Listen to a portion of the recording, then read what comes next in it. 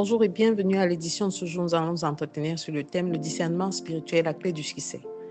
Et à la suite du passage sur lequel nous avons commencé l'entretien en début de semaine, nous allons poursuivre avec le verset 8 du chapitre 30 du premier livre de Samuel. Il est écrit: Et David consulta l'Éternel en disant: Poursuivrai-je ces troupes?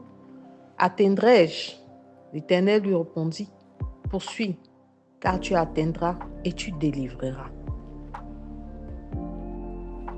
Juste à titre de rappel, David et sa troupe vivaient réfugiés chez les Philistins et pendant son absence, les Amalécites ont attaqué Ticlac, incendié la ville et ont amené femmes et enfants captifs.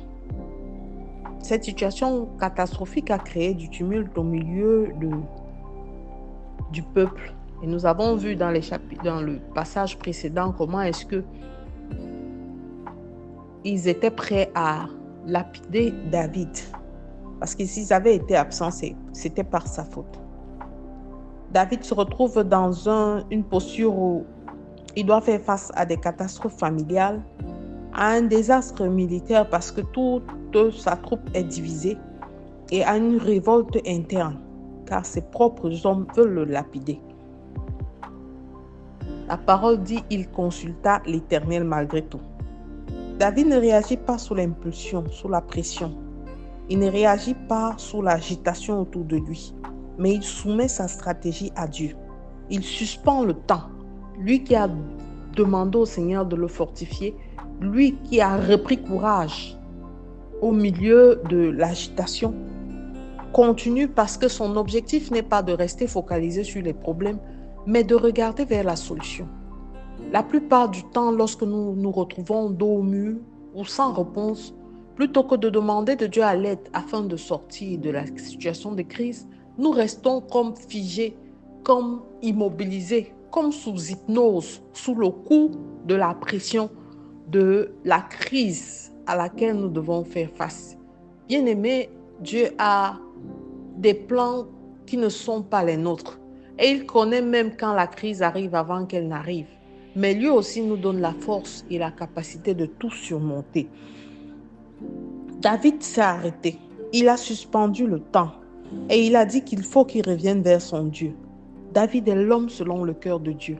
Malgré tout ce qu'il a fait, il est resté proche du Seigneur. Il a su se repentir à temps. Et il a toujours su s'approcher du trône de gloire avec humilité. C'est ce qui le différencie du roi Saül qu'il a persécuté pendant longtemps. Et il s'est rapproché de Dieu et il sait à quel moment le faire. Poursuivrai-je sa question? 2 niveaux. Il veut demander l'autorisation pour aller de l'avant. Il veut savoir avec quelle efficacité stratégique il va affronter l'ennemi en face de lui. Combien de fois nous sommes-nous retrouvés dans des postures de tribulation où au lieu de rentrer vers le Seigneur, au lieu de demander le discernement du Saint-Esprit, nous avons pris les décisions à la hâte. Toutes choses que nous faisons à la hâte ne feront que soit enliser la situation, soit donner lieu au chaos.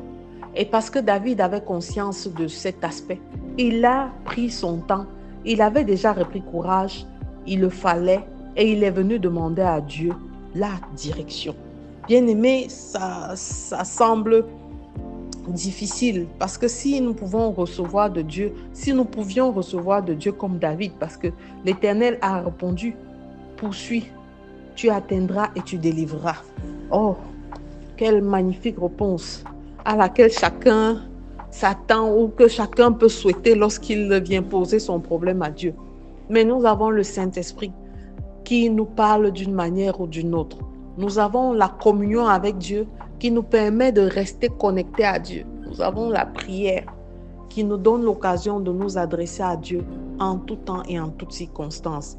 Bien-aimé, Dieu ne te parlera peut-être pas de manière audible comme David et de manière aussi immédiate, mais il te parlera. Il te parlera par des faits, il te parlera par des situations, il te parlera surtout et davantage au travers de sa parole, car c'est au travers d'elle que tu trouveras la force, que tu trouveras la possibilité de discerner, que tu trouveras l'inspiration pour pouvoir dérouler la stratégie. La réponse divine est immédiate, mais ce n'est pas toujours le cas. Elle donne la possibilité de passer à un autre niveau, à l'action. Il y a l'action, il y a le succès, il y a la restauration dans la phrase divine. Une réponse divine qui transforme les pleurs, l'agitation autour de David en calme. Parce qu'il sait que l'émotion n'est pas fiable, la pression populaire n'est pas normative et que la stratégie humaine doit être subordonnée à la volonté de Dieu si nous voulons la restauration ou si nous voulons le succès. Jésus-Christ lui-même a consulté le Seigneur à Gethsémani pour savoir s'il devait vraiment boire à cette coupe et que s'il était possible que Dieu l'éloigne, qu'il le fasse. Mais c'était la voie pour notre salut à tous. Alors il y est allé.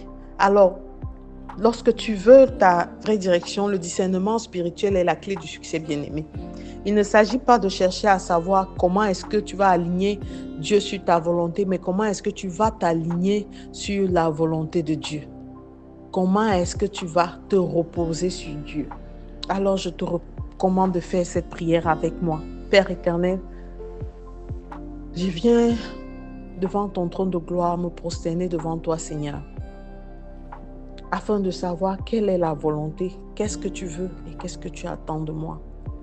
Je veux que tu me fortifies afin que, dans ma communion avec toi, l'assurance des paroles qui me viennent vers toi sonne dans mon cœur, afin que je ne puisse pas, Père éternel, m'égarer des voies que tu as choisies pour moi.